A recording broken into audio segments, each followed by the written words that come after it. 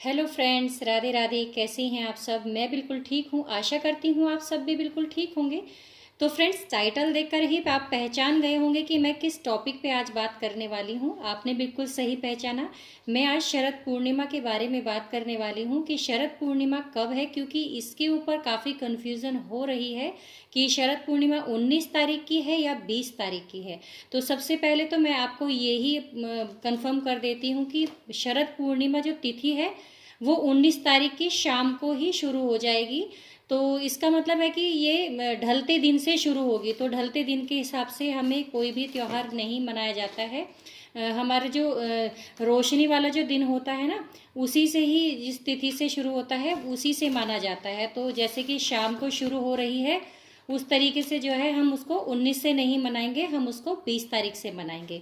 तो शरद पूर्णिमा 20 तारीख को ही रखी जाएगी, और जो कोई भी व्रत वगैरह रखता है पूर्णिमा का, तो वो 20 तारीख को ही व्रत रखेंगे। तो ये हमने स्पष्ट कर दिया है चीज़। अब मैं आपको बताती हूँ कि शरद पूर्णिमा वाले दिन हम, वैसे तो काफ़ी चीज़ें होती हैं जो जो जिसके यहाँ होती है, आप उस चीज़ को फॉलो कीजिए। लेकिन हमारे यहाँ क्या होती है और हम लोग क्या क्या करते हैं, मैं उसके बारे में थोड़ा सा आपको बताऊंगी अपना एक्सपीरियंस। तो शरद पूर्णिमा पे नॉर्मली क्या क्या होता है, जैसे कि चंद्रमा बताते हैं कि धरती से मतलब बहुत करीब होता है उस दिन, और उसकी जो रोशनी होती है वो सबसे ज़्यादा अच्छी और तेज़ मानी जाती है। और बताते हैं कि ऊपर से जो रोशनी होती है ना चंद्रमा की, उसमें से अमृत की वर्षा भी होती है। तो आपको तो सबको पता ही है, शरद पूर्णिमा का एक बहुत ही महत्व है, बहुत ही मतलब जो है स्थान है।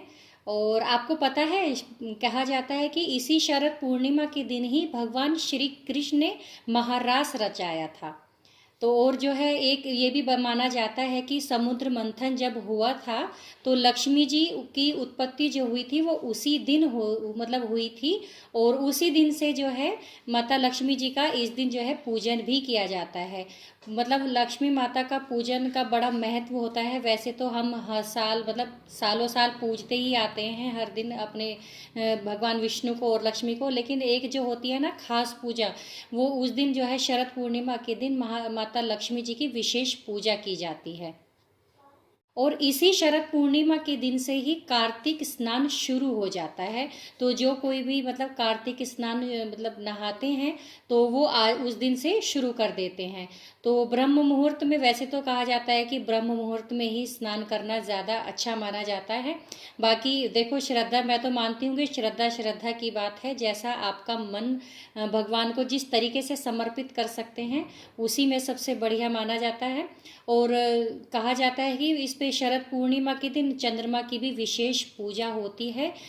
तो आप जो है, अगर चाहते हैं कि आप कलश स्थापना करें घर में, तो आप कलश स्थापना भी कर सकते हैं। पर हाँ, शाम को आप तुलसी जी में दिया ज़रूर जलाइए। वैसे तो हर रोज़ जो है तुलसी में दिया जलाना चाहिए, बहुत ही अच्छा होता है, बहुत अच्छे परिणाम मिलते हैं हमें इस चीज़ के। लेकिन अगर कोई नहीं जलाता है तो खास तौर से मतलब इस दिन तो आप बिल्कुल ज़रूर जलाइए। 2 दिए, 4 दिए, 5, 11, मतलब जितना भी आप कर सकते हैं उतने दिए आप तुलसी जी में ज़रूर जलाइए। और जैसे कि मैंने आपको बताया कि इस पे शरद पूर्णिमा पे माता लक्ष्मी जी की विशेष पूजा होती है, और जिससे आपको जो है यश, कीर्ति, सम्मान, वैभव, पैसा, आपको सब कुछ मिलता है उससे। लेकिन देखिए फ्रेंड्स, मैं आपको एक चीज़ बता देना चाहती हूँ। कोई भी पूजन या कोई भी चीज़ आप ऐसी भगवान के लिए कर रहे हैं, तो मन में आप कभी भी ये मत सोचिए कि हम ये चीज़ इसलिए कर रहे हैं कि भगवान से हमें धन मिलेगा या कुछ, मतलब मन के अंदर आप किसी भी तरह की कोई लालच नहीं रखिए।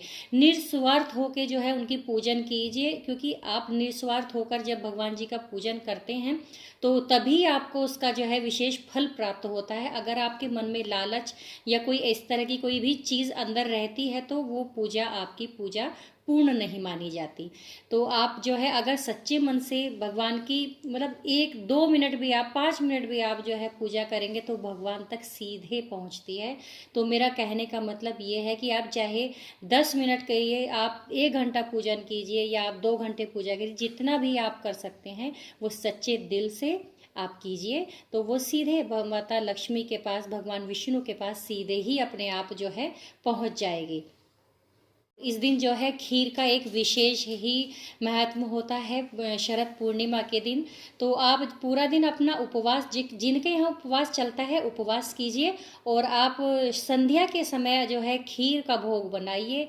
और चंद्रमा की रोशनी जब चांद पूरा निकल जाता है तो उसमें जो है आप किसी खुली जगह पे, अगर आप छत पे रखेंगे या बालकनी है, जो भी आपके पास खुला एरिया है जहाँ पर सीधा रोशनी मतलब चांद की पड़ती हो, वहाँ पर आप जो है किसी पात्र में, अगर चांदी का पात्र होगा तो बहुत ही उत्तम है, क्योंकि चांदी के पात्र में खीर का मतलब एक अलग ही महत्व होता है। अगर नहीं है तो कोई बात नहीं, जैसा आपका सामर्थ्य है, जैसा आपके पास बर्तन है, जो भी है, आप नहीं भी है तो आप मिट्टी के बर्तन में भी रख सकते हैं। देखिए मैंने आपको कई बार अपनी वीडियो में बताया है, भगवान ये नहीं देखते हैं कि आप उनके लिए सोना चढ़ा रहे हैं, चांदी चढ़ा रहे हैं, क्या चढ़ा रहे हैं, वो सिर्फ आपके हृदय के भाव देखते हैं और उसी से ही वो प्रसन्न होते हैं।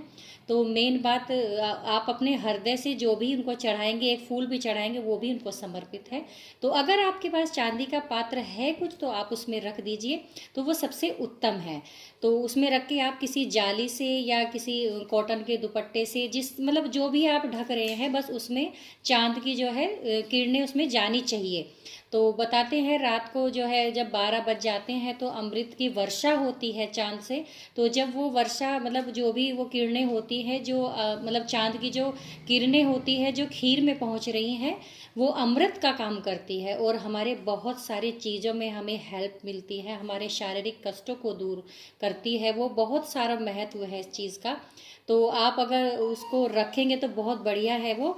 और रात भर उसको रखा रहने दीजिए। सुबह ब्रह्म मुहूर्त में आप उठिए, स्नान आदि करके आपका जो सुबह का जो भी काम होता है उससे आप निवृत्त होके भगवान की पूजा कीजिए, भगवान विष्णु माता लक्ष्मी की पूजा कीजिए। और सबसे पहले का भोग अपने ठाकुर जी को या आप जो भी आपके पास विग्रह हैं आप उनको जो है भोग लगाइए उनको। और उसके बाद उसी भोग को आप पूरे फैमिली के साथ में आपने जो है प्रसाद के रूप में ग्रहण कीजिए। तो जो है ये था पूर्णिमा के ऊपर एक मेरी छोटी सी वीडियो।